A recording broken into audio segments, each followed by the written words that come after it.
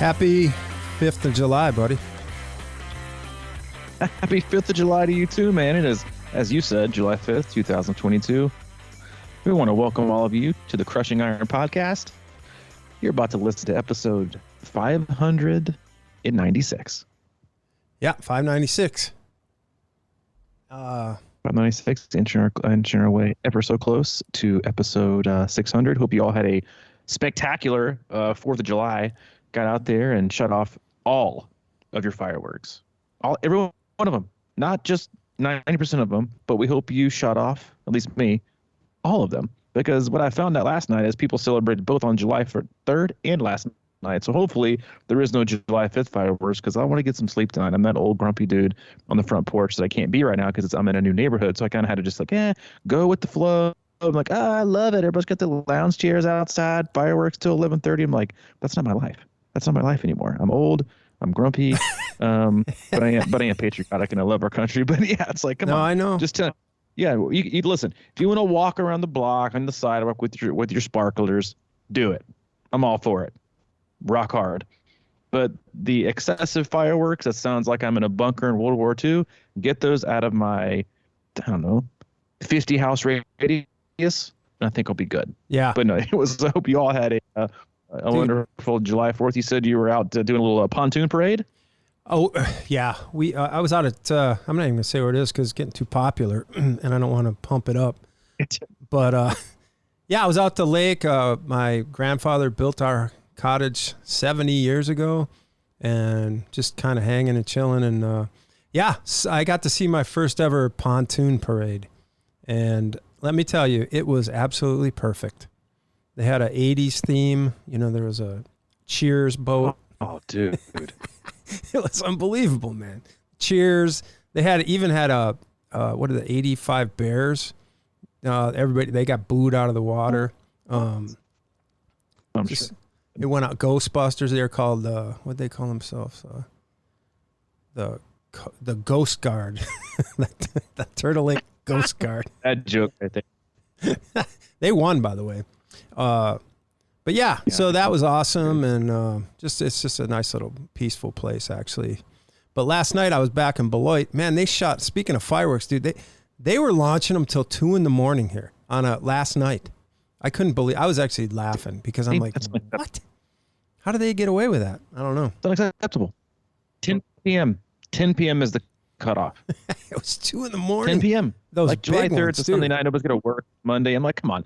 I'm like, I can't. Listen, I know we sound old and decrepit right now, but you know what? People need their sleep. I need my sleep specifically, especially if you want us to continue this mediocre podcast. If it's your first time tuning in, welcome. We appreciate you giving us your time. We know you have quite a few options in the triathlon podcast universe and just podcast in general. Your time is very valuable, so we appreciate you tuning in today. We cover it all. We will do swim, bike, run specific podcasts.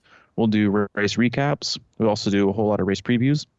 But for the most part, Mike and I, as coaches, athletes, best friends, we just sit back, relax, and have an open, honest discussion about what we're going through as human beings and also coaches and athletes ourselves. We also talk a lot about what our own athletes are going through, where we work with a wide range of athletes from all across the globe, from beginner-level athletes looking at their very first 5K and sprint triathlon, all the way up through elite-level amateurs trying to get back to Kona and everywhere in between. We'll use the topics we go through with them and their experiences and their pitfalls and triumphs and in training to kind of drive the topic of the day. We'll also occasionally go into our Facebook group. You can search that if you like, and you can search Crushing Iron Group. Answer one simple question. We'll let you right in. A great community, a lot of great athletes in there, and just people in general that are willing to donate some of their time to answer your questions. Tons of experience from, again, beginner level all the way up through. So we got some Ironman champions in there and professionals. So use it. Don't just lurk. Use the resource. There's a lot of great information out there to be had and to consume, but also a lot of confusing information. So participate in it. Sometimes we'll go in there and just kind of lurk ourselves and pick and choose some topics that people are asking. And we'll also engage and do some Q&As, and we'll do the podcast like that. But that's it. We don't do sponsors. We don't do ads. But we do have an agenda, and it's a very important one, and that's to do our best to help you stay as happy and healthy on your endurance sports journey as we possibly can.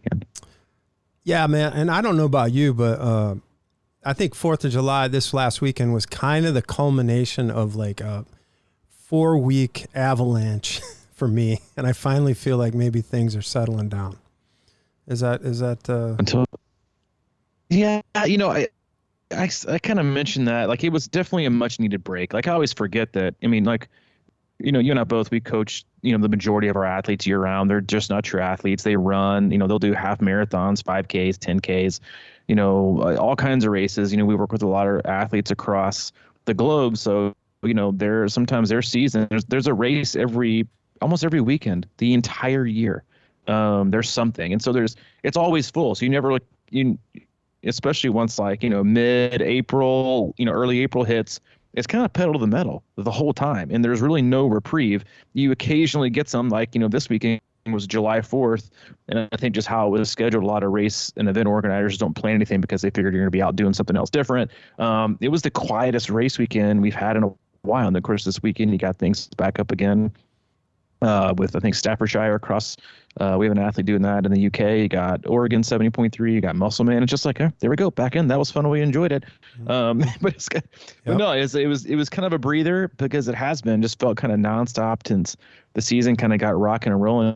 And obviously, last year was pretty smooth. You know, outside we kind of got through April after Oceanside was pushed back to October and Texas was pushed back to October as well. You know, once you kind of hit May, everything kind of, you know, fell accordingly. So I still think it's, you know, it's kind of getting used to the grind of it's a 7-day a week, you know, it's a 7-day a week job. Always has been, always will be, no matter what. Athletes are always asking questions, wanting to do race changes, making race plans, and I mean, I had 2 athletes just this morning talk to me about their plans for next June and next September. How's that going? That's just coaching, right?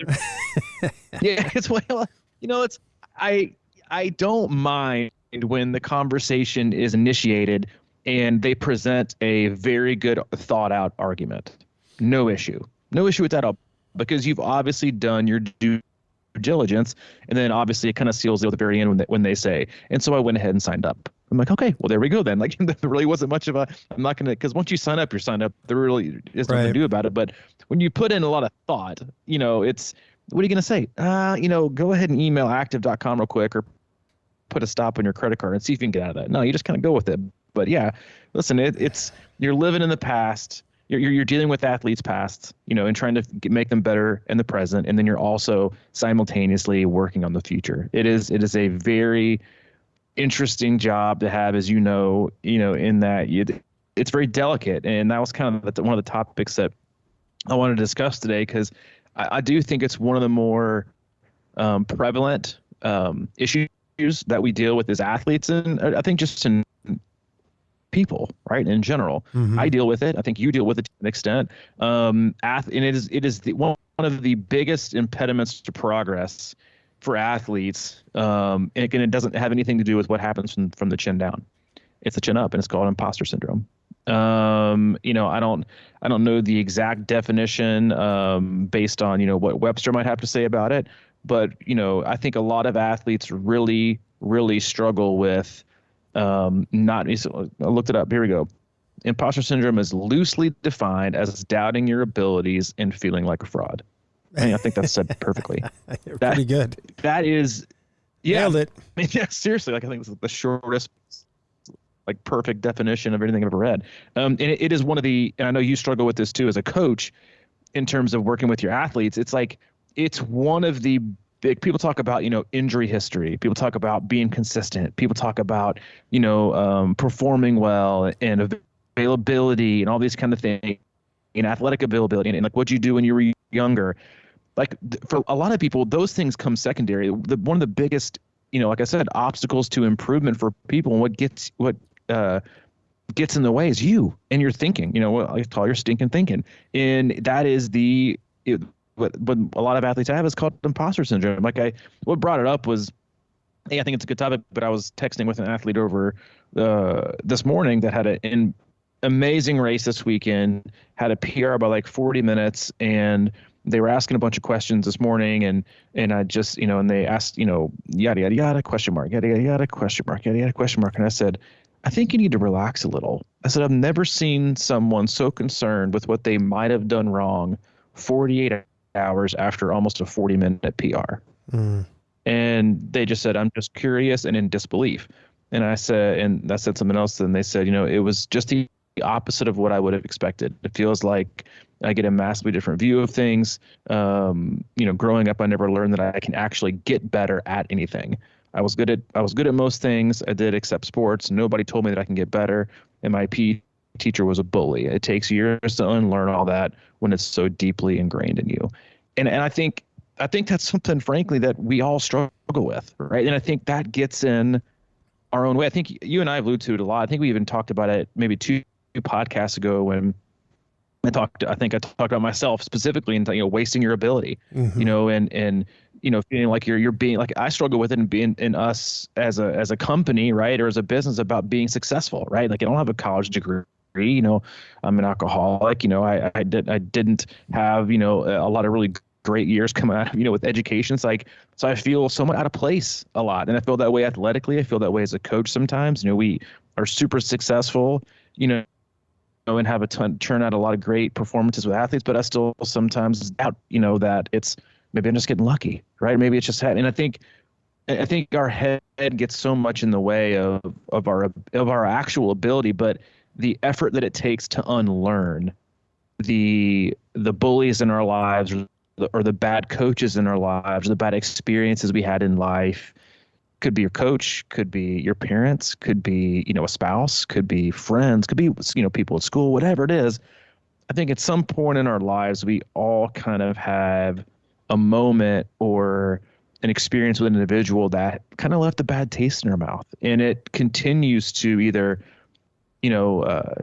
change the vision of ourselves. And when we look in the mirror, we look different. Like, we've used the example of, people that have lost a lot of weight. When they look in the mirror, they don't see how they really look. They still see shades and glimmers of how they used to be, or how they used to look, and I think that was something I struggled a lot with when I first got sober. Was, I kind of judged myself or was hard on myself about, you're not that person anymore, but you kind of feel like you are. And so I think it's a great topic.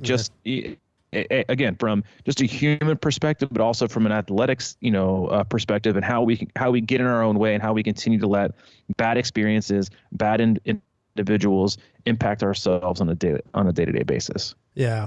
And it's such a day-to-day thing, man. Like you said, sometimes you look in the mirror and you're like, damn, I don't even know. But then, like, you feel good the next day or whatever, and you look and you're like, yeah, I'm all right. I kind of rocking it today. But I mean, you go back to like, dude, I was like, I've talked a little bit about my baseball in the past, but I played college baseball at a really successful level, like all conference, all district, shortstop. It was D3, so it wasn't Division I, but still, I mean, come on, I was fairly good. But every single time I walked on that field, I was scared out of my mind. It was just like really intimidating, and because you can always, I think it's, I don't know where that kind of stuff stems from, but like when I said that, I immediately went back to a grade school experience. So it's really interesting you're bringing that up about, your childhood, but like, are you ever good enough or whatever? And I had some really, really good days and a really good career actually, but still there was always doubt. And certainly when I went into triathlon, I still remember the first sprint. I can't even remember if you probably weren't there because I don't think I knew you yet, but I did that Nashville sprint. And I went into the portal, John. Was that the year? Was that the year the current was just like insane? No, that was I did the sprint that year, and it was on the other side of the river, and it was just it was insane. But like you did like this 300-foot box, and it was like, I panicked, but I did all right. But anyway, but the point was it was my first triathlon ever, and I wore my normal clothes down there, and I changed in the portalet, and I came out in that tri suit. I felt like the biggest fake on the planet. It was like wearing that Lycra, and I'm just like, what? Who? This? No.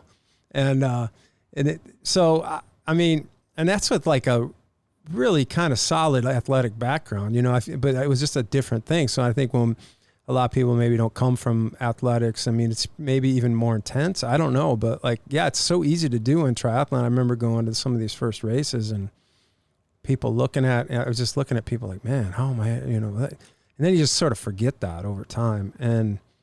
But still it's a day-to-day experience. And it's like you're saying, man, sometimes I feel like a really good coach, and then some days I feel terrible. And, but there's so many other elements like people's lives and what's going on in them. And some days they have a bad race. So you thought you had a really good lead in and things were looking great. And then something happens. And then it's just human nature to be like, damn, what could I have done better?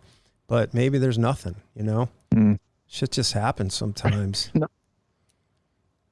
And I think there has to be like a healthy medium, right? Like you can't be the person that always thinks your shit stinks. And you can't be the person that thinks your shit don't stink. You can't be both, right? I think there's a good place to be somewhere in the middle, like a healthy level of questioning, right? But I think what happens is like when you perform well and you're basically convincing yourself it was luck or it was a fluke, right? Mm-hmm. Someone else did it. Someone else did that. It's not me. I'm not capable of that, right? Your body and your performance and what you've accomplished is obviously showing you, hey, hello, like this is real life. You are still trapped in the past.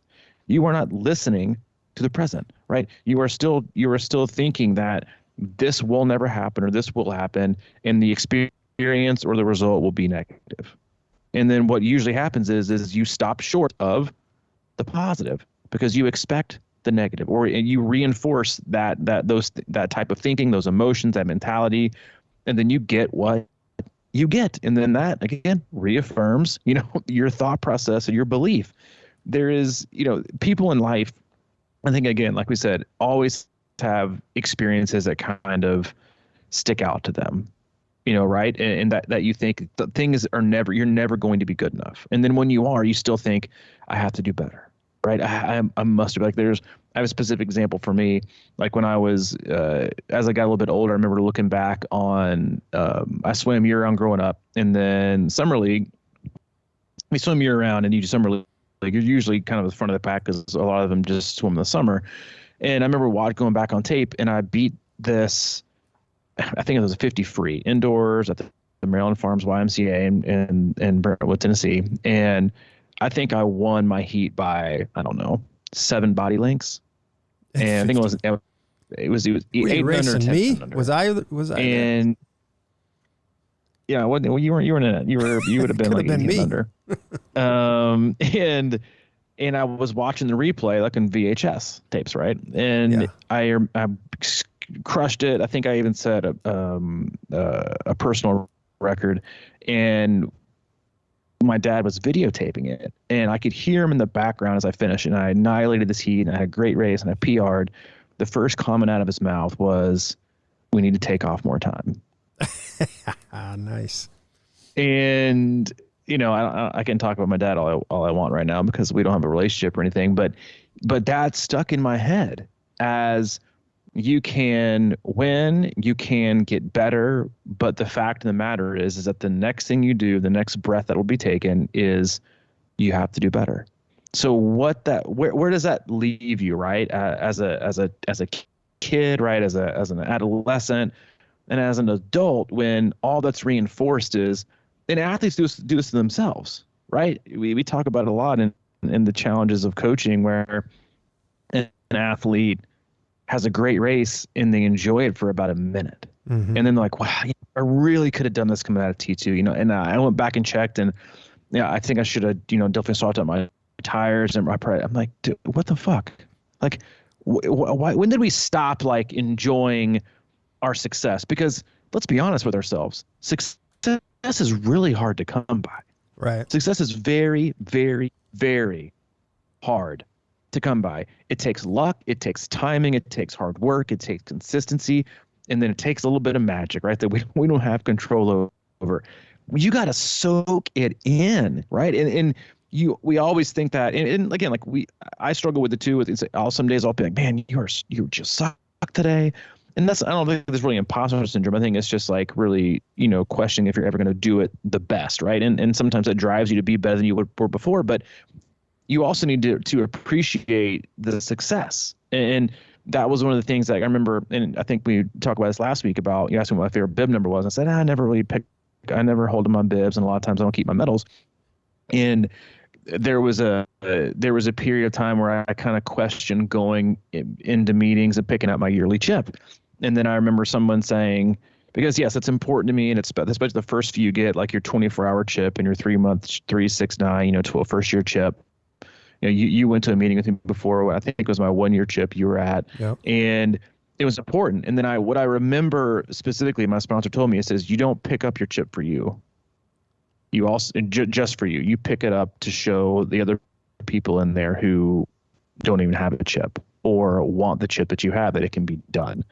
And that's always kind of stuck in my head, that when I go back and you go to an A meeting and you see someone pick up their chip, you got people that have like 20 years, 10 years, the 20, which is just mind blowing, for a guy sitting there who's there to pick up his 24-hour chip. He only made it 24 hours. And that's only is because it's still a huge accomplishment. But then you see people with like 10 years, the people that get the loudest ovation in the room, 24 hours. Yeah. The loudest ovation in the room, because it comes from everyone else in the room. I mean, you get chills because you know exactly what it felt like to get that chip. You know exactly what that person was going through. You knew exactly how hard it was, or the 1 week or the 1 month, because you remember those so specifically. It was so hard that you appreciate. It's not that it gets any easier, but the loudest ovation, the biggest claps, the roars, the most encouragement goes to those people. And it goes to people because other people in the room have already been there. And I think that's, I say that all to say this, in that you can have bad experiences. You can have bad, I don't call them mentors, but I guess influences in your life, whether it's a parent or a spouse even, or a teacher or a coach that has driven into you that you're not good enough, or you're too slow, or you're too fat, or you're not athletic enough. You're not going to be able to achieve this. You're not going to be able to do that. And that stuff sticks with you. But the fact of the matter is that person doesn't even remember you exist, right? For most of it, unless it's like a spouse or, a parent or something, they don't. But we carry those things forever, and it impacts your ability to create positive experiences. And you can use that as fuel, right? And say, I'm going to prove that person wrong. Instead of really putting all your energy and your effort and your time, right, into proving someone wrong, spend all that time and effort and energy and emotion into proving yourself right. Because what we believe of ourselves is that's how we become who we become.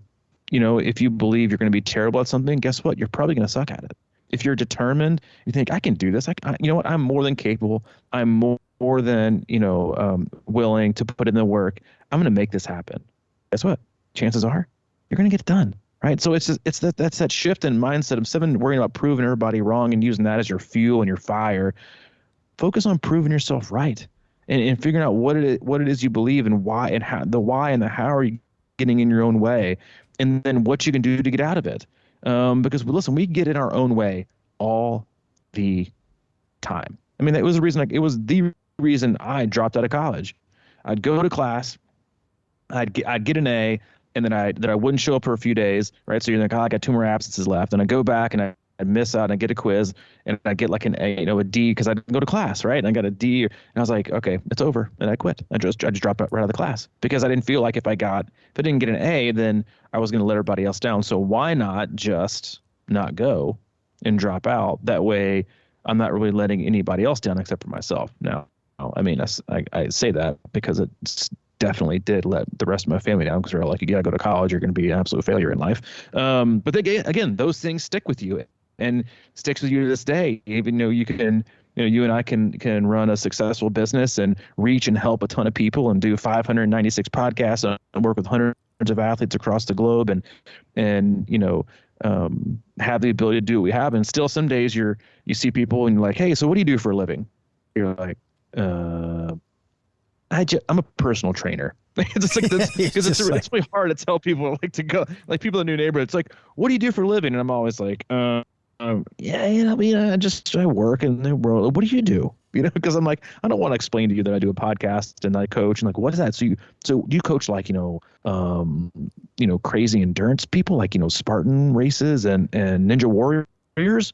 Yeah. Like, nope, it's not nearly that exciting. It's like, but you know how it is. It's hard. And I think the more we can do to investigate the why behind why we talk to ourselves the way we talk to ourselves is the best way to figure out how we can start to have a different conversation in our own head that gets us a different result. Yeah.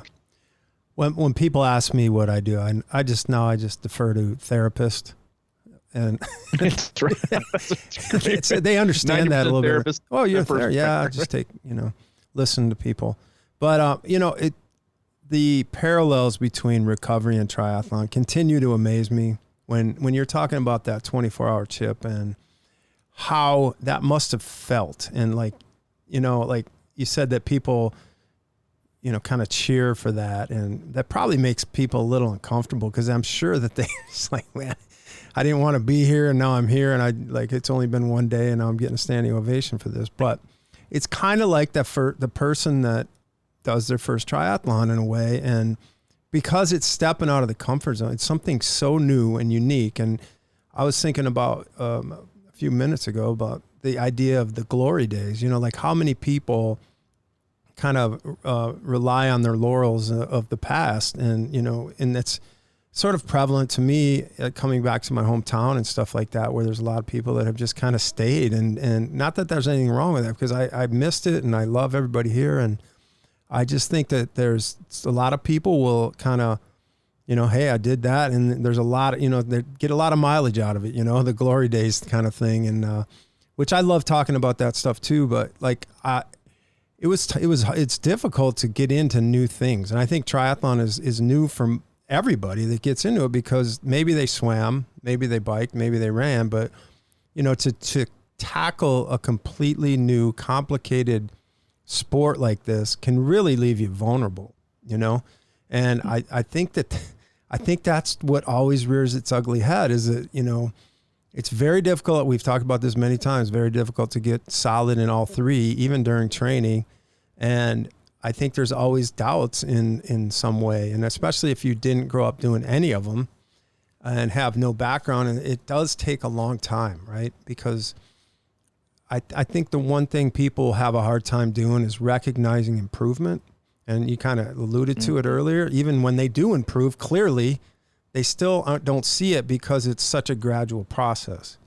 And I think I've used this analogy before. It's like when you're building a house and you see the framing go up real quick, you're like, damn, there's so much progress. And then it seems like it stalls forever because they're doing the real work and it's slowly coming together. The most important stuff is like, the plumbing and the electricity and everything's going together, but that takes a long time. And it's very hard to recognize progress because it's so slow.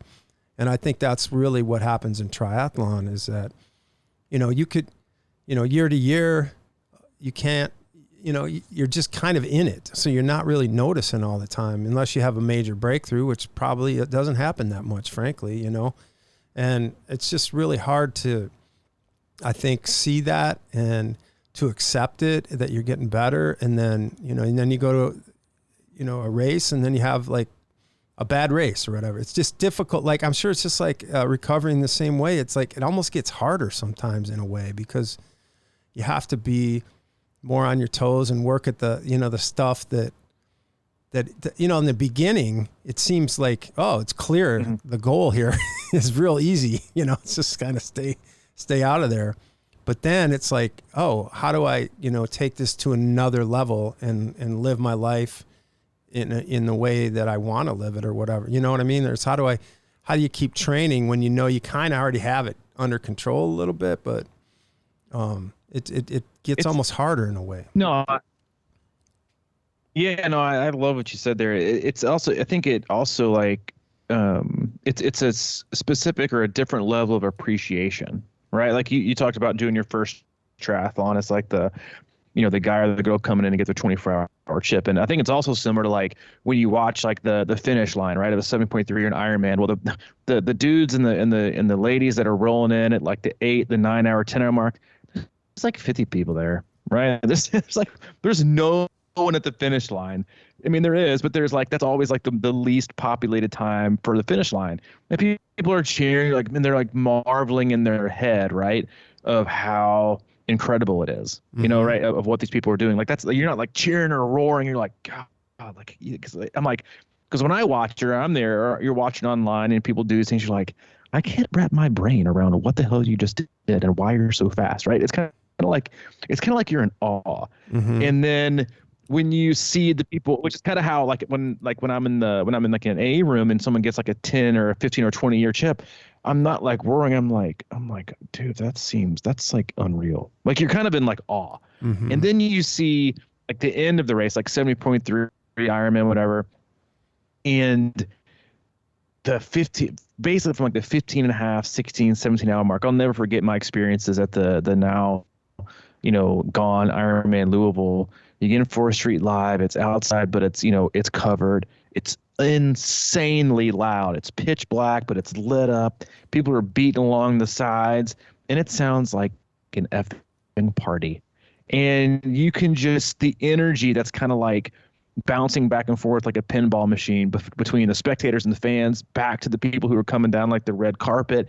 And you can see the impact that it has, that your energy has on the athlete, but then you can also see how the athlete's energy and emotions, and you can see it on their face, right? How much they've clawed their way through and these obstacles and made their way to get there. And you just feel like this extra level of excitement, right? And level of appreciation. It is like you said, it's similar to, you know, I guess you should always be appreciative and grateful for where you are and what you're able to do, right? And no matter what it looks like. And yeah, you can look at you can go back to the, 24 hours, your first 24 hours getting sober, and you're like, man, like, I can't believe I made it. You have a whole different level of appreciation, for that. And then, the longer it gets, you don't have those like, quote unquote obvious daily wins, right? That you just made it, or you made it a week and it's a huge deal and you're going through all this stuff, but you still got to appreciate it, or if you then that's when, if you don't appreciate it, that's when things change, right? Like, I can appreciate the fact that, and this isn't for everybody, I'm gonna say it right now as a person in recovery, like, we have a bottle of wine in our house that our neighbors brought us like 2 weeks ago, and it's still sitting on the kitchen counter. Doesn't bother me. The fridge downstairs in our basement is full of some kind of like seltzer thing that people drink now. It doesn't bother me because the previous homeowners just didn't take it with them and decided to leave it. But it doesn't bother me. It doesn't faze me. Because that's just where I am in my recovery. But sometimes I also have to like realize to myself, hey, that's a good thing, right? And I should feel very grateful that I don't have to rush it out of the house or do these things. But if I stop being appreciative and start resting on my laurels and stop being grateful, then it's time for those things to go, right? Because then I'll probably end up back where I was before, And so I think you do it. I think our recovery, has always been the place that I've felt the most gratitude, because it is such an obvious thing that you have to work at. It's very simple. People love numbers, right? And the chips, numbers, chips, and shirts, right? You go to, I did the shirt for the race, right? Or the medal or the shirt. You do those things and you pick up those things. And I love what you said about, it happens so slowly that sometimes it's hard to be, hard to really, grab that it's happening and that it's good. But again, much like, if you're losing weight and you don't see anybody for a while, you barely see the changes because it happens so slowly. Yep. But you can see somebody who hasn't seen it in a month, they're like, dude, you look good. And you're like, really? Because it happens so slowly, right? And sometimes it happens even more slowly because of where our mind is, right? We don't appreciate the small wins that are getting up each day and committing to the race and the training and the motivation that it takes and the time commitment that it takes and the energy that it takes and the financial commitment that it takes. We don't appreciate those a lot. And I think it's just, there's a lack of, at least I feel there's a huge lack of compassion and gratitude and support in the world in general these days, because it seems so polarized and in different areas that you're afraid to be that way, there's just not enough of it, frankly. It doesn't mean you're soft.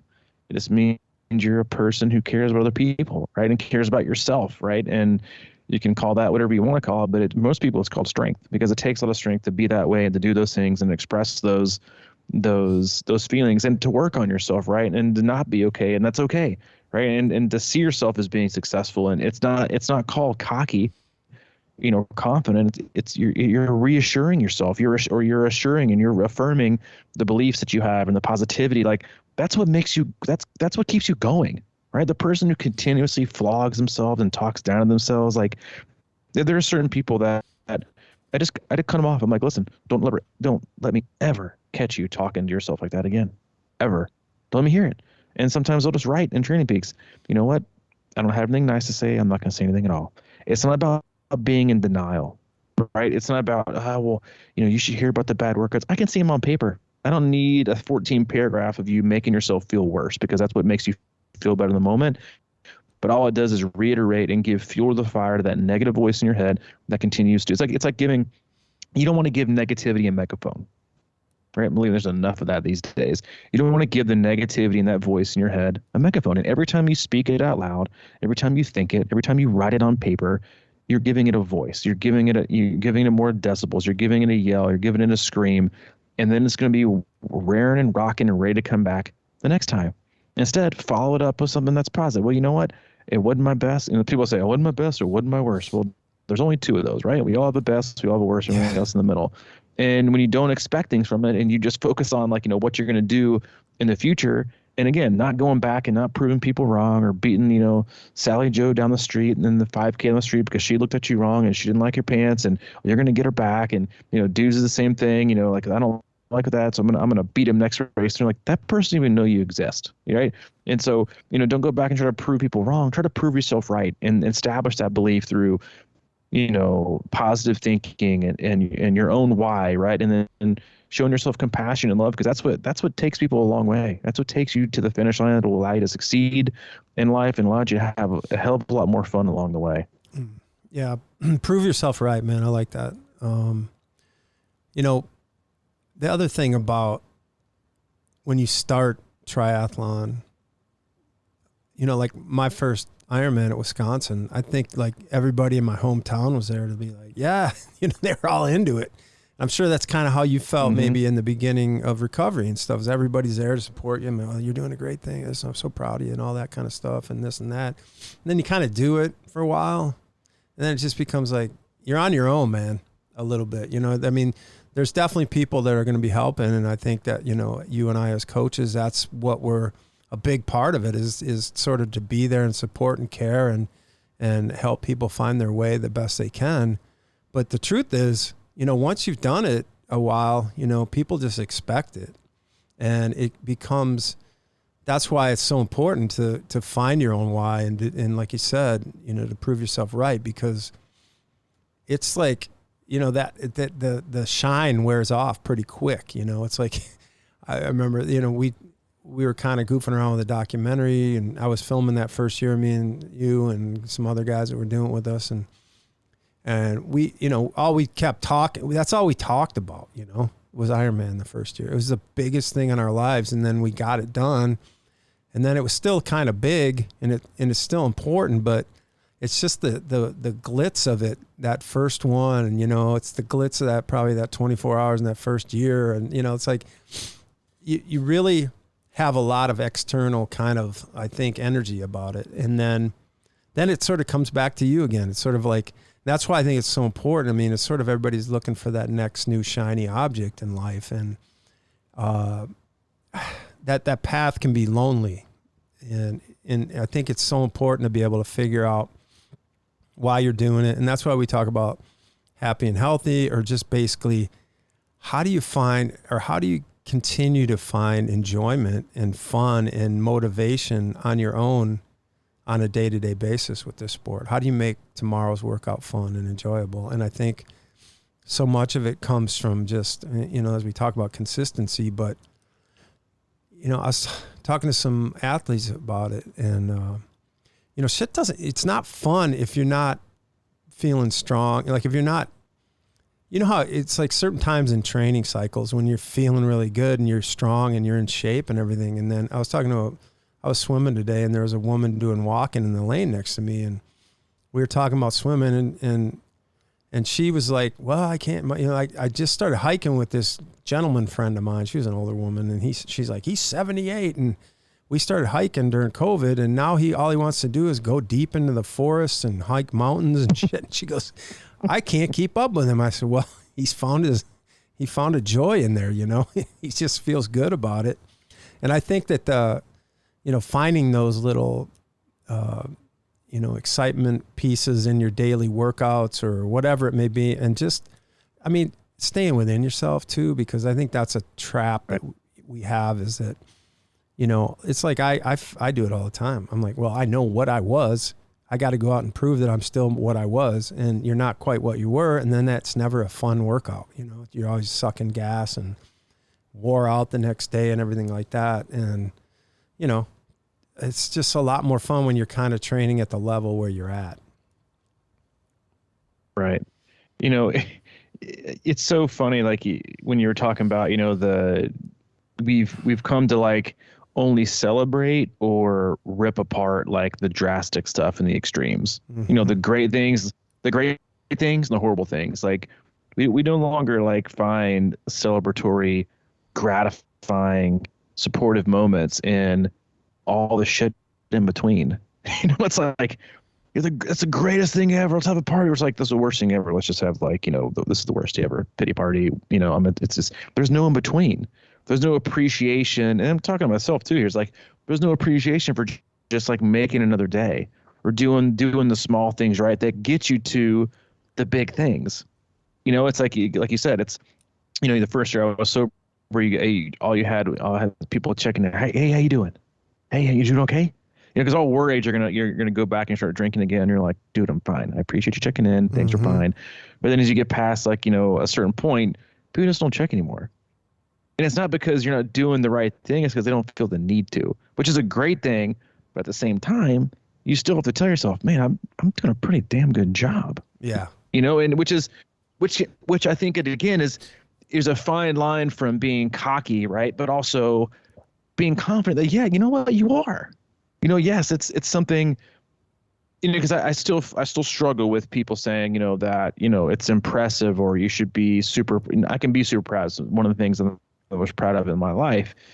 But it's like people are like, oh, that's, you know, your story or your comeback or your, you know, whatever is remarkable. And it's like, you know, it's not one in a million by any stretch, but it's, you know, it's kind of like a miracle. And I'm like, that's not true. I don't feel like it is, but to an extent, sometimes it is.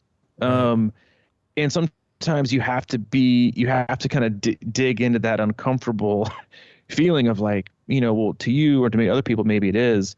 And there's got to be some real, not innocent value, but very genuine value in looking at yourself in the way as being successful and coming back from things or conquering something you didn't think you could before, because we do, like because once you move through it, you just forget like it never happened, right? And we give ourselves credit for like a second, and then we go on to the next thing that we haven't done yet, right? And then that same thing for triathletes and racing, right?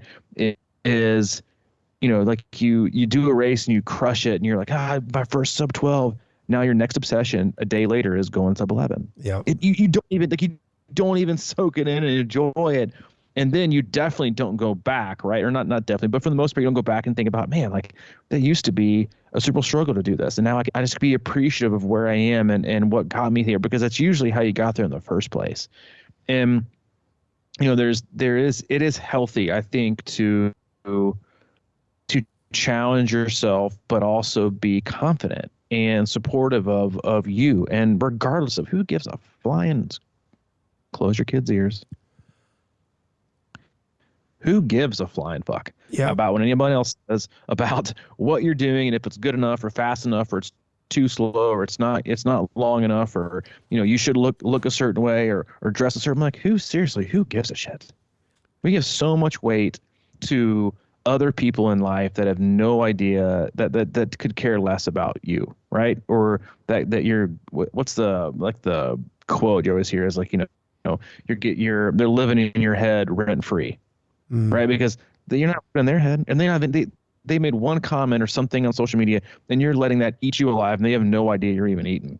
You know, so it's just one of those things where you have to be more on the offensive, not the defensive. Be more offensive in your own life. If you want it, go get it. Right? If you feel like you missed an opportunity, then go seize it. You know, it's not but most people now will just bemoan about the missed opportunity. Go back and get it. Go back and take it. You know, especially in triathlon and races, you know, when we have these, we legit have endless opportunities to go out there and race 5Ks, 10Ks, half marathons, century rides, open water swims, 70.3s, fulls. Get back out there, you know, and stop with, you know, we've mentioned this before, like with the older stuff. I'm past my prime. Are you?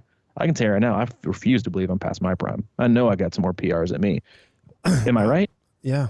I don't know. I'm starting to believe. I don't know, but I'd rather, yeah, right. I'd rather think that way and keep at it than sit on my front porch on my rocker, you know, which I could have been last night with the whole firework thing, but I wasn't. And talking about, you know, days that have gone by and things that passed, or I didn't have this, or I can't do that, or I'm not good at this. Like, at some point, listen, like, we all go through shit. We have all been told we can't do things, or we shouldn't do things, or we're not allowed to do things, or we're too fat, and we're too slow, or we're too ugly, or we're too dumb, or you don't have this, or you don't have that. We've all heard it, right? We've all heard it at some point through some kind of a way, either indirectly or directly. We've all heard it. But at some point, it's up to you to either listen to it and affirm that belief and make it and turn it into reality, or just take your own action and be like, you know what? You can say what you want to say, but guess what? I get to do what I want to do. And then change the rest of the story, change the rest of reality. And then most importantly, don't look back, right? In the rearview mirror, back to so-and-so and be like, I wonder what they're doing these days. Who gives a shit? Because guess what? They probably don't even know you still exist. They're not wondering if Bobby Sue ever ended up doing that Ironman or not. Because the first thing you want to think about when you cross the finish line isn't someone you don't like. It isn't someone that it's seriously, but people do that. No, right? I know, but that's a funny you thought. Want it to be, yeah. Like the first thing you want to think about is the people who supported you, right? The people that you love, the people that you know, in yourself, right? And be proud and not, you know, going back to, you know, I showed you, it's just you showed yourself, right? It's a reshape, right, of your thinking and being positive and enjoying the things along the way. But we're also here to tell you, as usual, it definitely ain't easy. No. Well, another saying I always liked was, if 9 out of 10 people think you're crazy, you're probably on the right track. And that's true. I really like that because it's just so, you know, I love that. Like you're saying, man, it's like, you know, staying off of like Twitter, or because people just go on there and like that becomes, it just seems like that's reality sometimes, but it's the furthest thing from it, you know? And like you're saying, man, you surround yourself with people you love and people care. And, you know, it goes both ways. You have to be compassionate to other people as well. And I think when that happens is when you find, you know, you find yourself fitting in a lot better, and it's easier to be grateful about things like finishing the race. And, you know, I think honestly, there's some dark places in Ironman. And if you have to go, you know, back to a childhood nemesis every once in a while, that's okay. You know, but when you get to the finish line, every day, right? Yeah. You know, when you get to the finish line, yeah, there's nothing better than just being like, I mean, that was the thing. I mean, and to me, all Ironman finishes are spectacular in their different ways.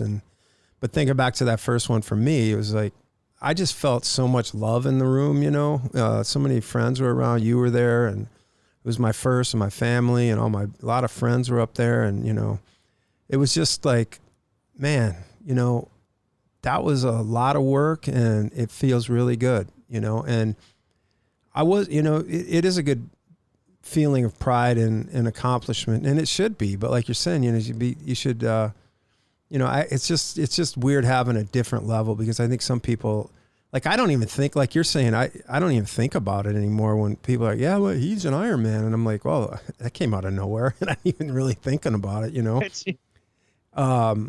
But it is something, like I said, not many people, what is it? I mean, like less than 1% of people would even think about doing something like that.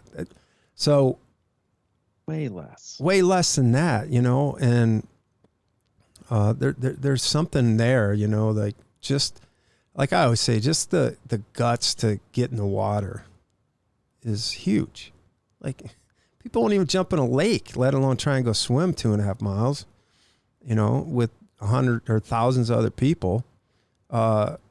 It's a big deal, really, but it's, it just becomes part of you, I guess. And then, how do you focus in on the little things to just keep, I think for me, it's just all about just finding ways to keep enjoying it, and not making it it's not your living. You're not a pro, most likely, although I'm sure there's a lot of pros that listen and get a lot out of this podcast. But seriously, I mean, how do you keep enjoying it and getting back into the daily enjoyment of it?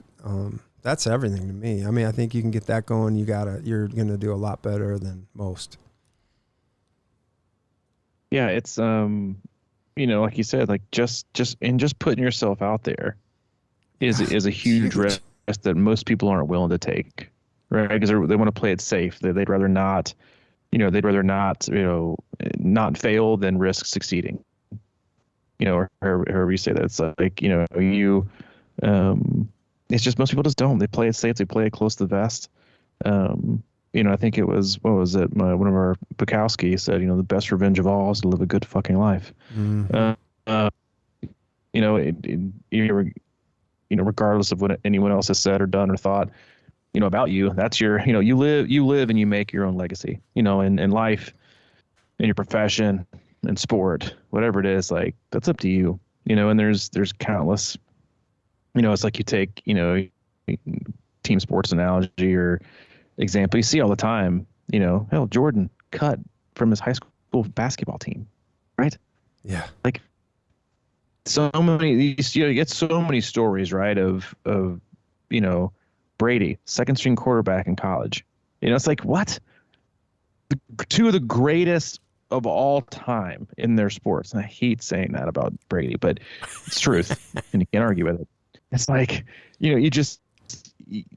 that we're told no, or either directly or indirectly shown that you're not good enough right now. A lot of people walk away, right? Or now they just transfer. But a lot of people just walk away, from that thinking, well, if I can't be this, then I'm, I've been told no, so the answer is always going to be no. And a lot of us either were told no, or told you couldn't or shouldn't or weren't good enough from the time you were young all the way up through maybe yesterday, right? But as with all things in life, you have a choice to either listen to it or reject it. Just because you hear it doesn't mean, going back to like lessons of parenting, just because you heard me doesn't mean you listened, right? Like, right. Hayden sometimes like, I heard you. Yeah, I see that you heard me. I don't know that you're listening because you're not doing anything I asked you to do. But it's just like, it's so true in life. Like we hear a whole lot of stuff, right? But are we listening? So listen to the good stuff, let the other stuff kind of flow through, disregard it, and just enjoy it, right? This is supposed to be a really fun ride. It's not supposed to be stressful and demeaning and full of negativity. It's supposed to be awesome, right? And fun and enjoy and like healthy. That's what life's supposed to be about. I do this now. I've been doing a lot the last year. It's like, what can we do to not be so stressed, right? Or to enjoy things more and take and remember the wins, and we are doing a good job and those kind of things. And I just think we all need a reminder of that more often. Doesn't mean you're resting on your laurels. It means you're appreciating the hard work that you consistently do day in and day out. And ultimately, as long as you're listening to the right voice and not the wrong voice, you'll be just fine. That sounds good to me, man.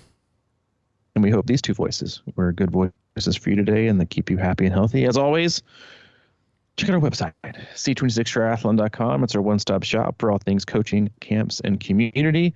You can find more info on our coaching tab. If you're looking for some coaching help the rest of the year, find the coach that's best for you.